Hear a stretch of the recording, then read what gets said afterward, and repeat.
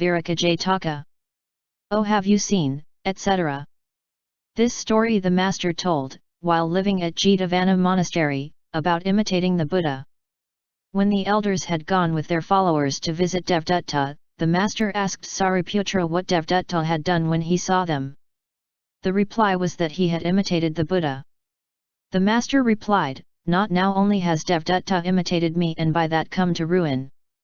He did just the same before." Then, at the elder monk's request, he told an old world tale. Once upon a time, while Brahmadatta reigned as king in Benares, the bodhisattva became a marsh crow, and lived by a certain pool. His name was Viraka, the strong. There arose a famine in Kasi. Men could not spare food for the crows, nor make offering to goblins and snakes. One by one the crows left the famine-stricken land, and took them to the woods. A certain crow named Savithaka, who lived at Benares, took with him his lady crow and went to the place where Viraka lived, making his dwelling beside the same pool. One day, this crow was seeking food about the pool. He saw how Viraka went down into it, and made a meal off some fish. And afterwards came up out of the water again, and stood drying his feathers. Under the wing of that crow, thought he, plenty of fish are to be got. I will become his servant. So he came near. "What is it, sir?" asked Viraka. "I want to be your servant, my lord," was the reply. Viraka agreed, and from that time the other served him. And from that time, Viraka used to eat enough fish to keep him alive, and the rest he gave to Savithaka as soon as he had caught them. And when Savithaka had eaten enough to keep him alive, he gave what was over to his wife. After a while pride came into his heart. "This crow," said he, "is black, and so am I. In eyes and beak and feet, too, there is no difference between us. I don't want his fish. I will catch my own." So he told Viraka that for the future he intended to go down to the water and catch fish himself. Then Viraka said, "Good friend, you do not belong to a tribe of such crows as are born to go into water and catch fish. Don't destroy yourself." But in spite of this attempt to dissuade him, Savithaka did not take the warning to heart. Down he went to the pool, down into the water. But he could not make his way through the weeds and come out again. There he was, entangled in the weeds, with only the tip of his beak appearing above the water. So not being able to breathe he perished there beneath the water. His mate noticed that he did not return, and went to Viraka to ask news of him. "My lord," she asked, "Savithaka is not to be seen. Where is he?" And as she asked him this, she repeated the first stanza. "Oh, have you seen Savithaka, O Viraka, have you seen my sweet-voiced maid whose neck is like the peacock in its sheen?" When Viraka heard it, he replied, "Yes, I know where he is gone," and recited the second stanza. He was not born to dive beneath the wave, but what he could not do he needs must try. So the poor bird has found a watery grave, entangled in the weeds, and left to die. When the lady crow heard it, weeping, she returned to Benares. After this discourse was ended, the master identified the birth. Devdatta was then incarnate as Savithaka, and I myself was Viraka. Footnotes. Sariputra and Moggallana visited the arch-heretic and opponent to try if they could win back his followers to the master. Jataka number 205. Ganjiya Jataka. Fine are the fish, etc. This story the master told while living at Jetavana monastery, about two young brethren. These two young fellows, we are told, belonged to a good family of Shrivasthi city, and had embraced the faith. But they, not realizing the impurity of the body, sang the praises of their beauty, and went about bragging of it. One day they fell into a debate on this point. "You're handsome, but so am I," said each of them. Then, spying an aged elder sitting not far away, they agreed that he was likely to know whether they were beautiful or not. Then they approached him with the question, "Sir, which of us is beautiful?" The elder replied, "Friends, I am more beautiful than either of you." At this the young men abused him, and went off, grumbling that he told them something they did not ask, but would not tell them what they did. The brotherhood became aware of this event. And one day, when they were all together in the Hall of Truth, they began talking about it. "Friend, how the old elder shamed those two young fellows whose heads were full of their own beauty." The master came in, and asked what they were talking of now as they sat together. They told him. He replied, "This is not the only time, brethren, that our friends were full of the praises of their own beauty. In olden times they used to go about boasting of it as they do now." And then he told them an old world tale. Once upon a time, during the reign of Brahmadatta, king of Benares, the bodhisattva became a tree fairy on the bank of the Ganges. At the point where Ganges and Jumna meet, two fish met together, one from the Ganges and one from the Jumna.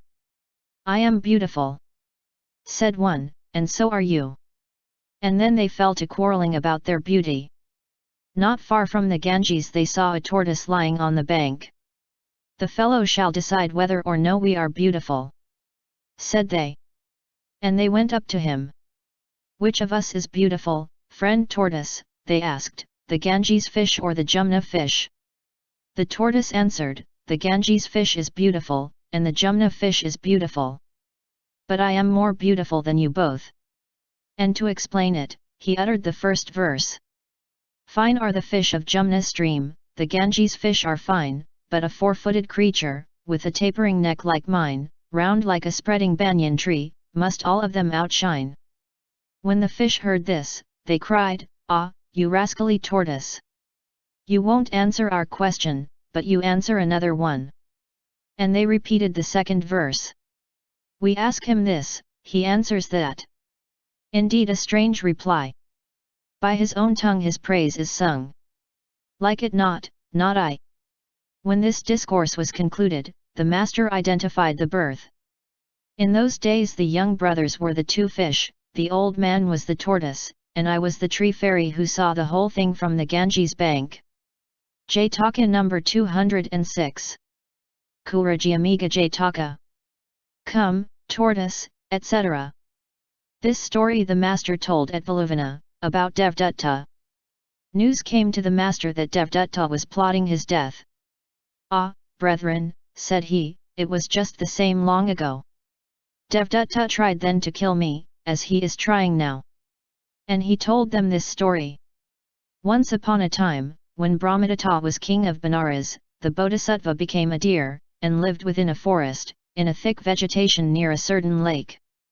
Not far from the same lake, sat a woodpecker perched at the top of a tree. And in the lake lived a tortoise. And the three became friends, and lived together in amity. A hunter, wandering about in the wood, observed the bodhisattva's footprint at the going down into the water. And he set a trap of leather, strong, like an iron chain, and went his way. In the first watch of the night the bodhisattva went down to drink, and got caught in the noose. At which he cried loud and long. Upon that the woodpecker flew down from her treetop, and the tortoise came out of the water, and consulted what was to be done. Said the woodpecker to the tortoise, "Friend, you have teeth, bite this snare through. I will go and see to it that the hunter keeps away. And if we both do our best, our friend will not lose his life." To make this clear he uttered the first stanza.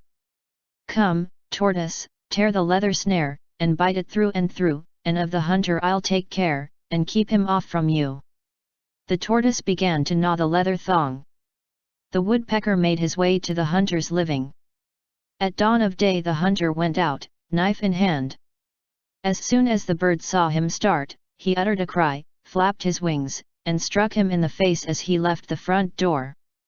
"Some bird of ill omen has struck me," thought the hunter. He turned back, and lay down for a little while. Then he rose up again, and took his knife. The bird reasoned within himself, "The first time he went out by the front door, so now he will leave by the back." And he sat him down behind the house. The hunter, too, reasoned in the same way. "When I went out by the front door, I saw a bad omen, now will I go out by the back." And so he did. But the bird cried out again, and struck him in the face. Finding that he was again struck by a bird of ill omen, the hunter exclaimed, "This creature will not let me go." And turning back he lay down until sunrise, and when the sun was risen, he took his knife and started. The woodpecker made all haste back to his friends. "Here comes the hunter!" he cried. By this time the tortoise had gnawed through all the thongs but one tough thong. His teeth seemed as though they would fall out, and his mouth was all smeared with blood. The bodhisattva saw the young hunter coming on like lightning, knife in hand. He burst the thong, and fled into the woods. The woodpecker perched upon his tree top. But the tortoise was so weak, that he lay where he was. The hunter threw him into a bag, and tied it to a tree. The bodhisattva observed that the tortoise was taken, and determined to save his friend's life. So he let the hunter see him, and made as though he were weak. The hunter saw him, and thinking him to be weak, seized his knife and set out in pursuit. The bodhisattva, keeping just out of his reach, led him into the forest. And when he saw that they had come far away, gave him the slip and returned swift as the wind by another way. He lifted the bag with his horns, threw it upon the ground, ripped it open and let the tortoise out. And the woodpecker came down from the tree. Then the bodhisattva thus addressed them both. "My life has been saved by you, and you have done a friend's part to me. Now the hunter will come and take you. So do you, friend woodpecker, migrate elsewhere with your young, and you, friend tortoise, dive into the water." They did so. The master, being perfectly enlightened, uttered the second stanza. The tortoise went into the pond, the deer into the wood, and from the tree the woodpecker carried away his young. The hunter returned, and saw none of them. He found his bag torn, picked it up, and went home sorrowful. And the three friends lived all their life long in unbroken amity, and then passed away to fare according to their deeds. When the master had ended this discourse, he identified the birth Devdutta was the huntsman, Sariputra the woodpecker, Moggallana the tortoise, and I was the deer.